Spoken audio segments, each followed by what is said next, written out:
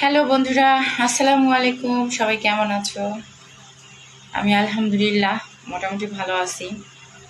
আল্লাহর রহমতেও তোমাদের দোয়ায় কিছু কথা বলার জন্য আসলাম তোমাদের মাঝে। মনটা যদিও অনেক খারাপ, মেন্টালিটি ভাবে আসলে অনেক সিক। মানুষের বিপদে পড়া আমি মনে করি অনেক ভালো।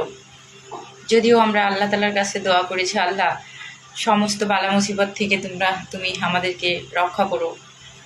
তারপরে হচ্ছে গিয়ে বিপদে না পড়লে তুমি তোমার চারপাশের পরিবেশটা, চারপাশের লোকজন তুমি চিনতে পারবা না।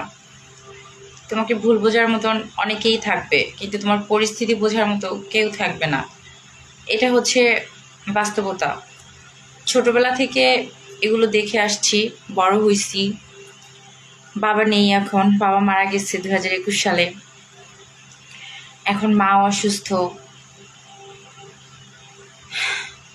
আজকে মায়ের কেমো চাপি ছিল, সাথে আমার ছোট খালা আছে, আমার ছোট ভাই আছে, ভাইয়ের বউ আছে। ওরা দীর্ঘ 1.5 মাস আমার সাথে হসপিটালে ছিল। আমি তখন গ্রামে ছিলাম। ঢাকায় আসার পরে মাত্র আমি একবার মার কাছে যাইতে পারছি দেখতে মাকে। এরপরে যাইতে পারি নাই। অনেক কথা বলার আছে তোমাদের সাথে, যদিও একটা ভিডিওতে হচ্ছে এগুলো সব ক্লিয়ার করা যাবে না। আস্তে আস্তে সবগুলো তোমাদের সাথে ক্লিয়ার করব।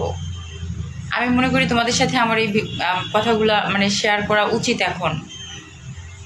মানে দাদার আমল থেকে, ফ্যামিলি থেকে আমরা কিভাবে প্রতারিত হয়েছি, আমাদেরকে কিভাবে ঠকানো হয়েছে, আজকে আমাদের মানে পরিস্থিতি কোথায় এসে দাঁড়াইছে। আমাদের এই পৃথিবীতে মা ছাড়া এখন কেউ নেই। যতটুকু হেল্প পেয়েছি খালাদের থেকে পেয়েছি। চাচা বলো, চাচি বলো, দাদা বলো, কারো থেকে না। দাদি তো ছিলই না। আমার যে বাবা ছিল, তার যে বাবা মানে আমার দাদা, সে নিজে কখনো তার সন্তানের বিপদে আপদে প্রবলেমে পাশে দাঁড়ায় নাই। সেও এখন এই দুনিয়াতে নেই। আমার বাবা মারা যাওয়ার প্রায় 11 মাস পরে সে মারা গেছে।